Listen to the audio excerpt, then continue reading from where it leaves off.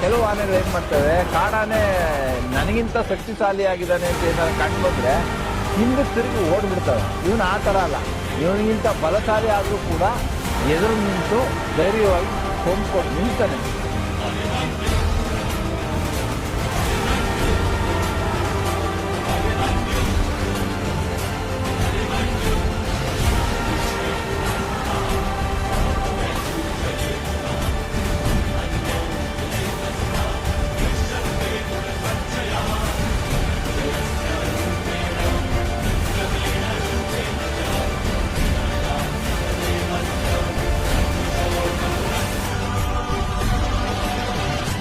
Abimanyu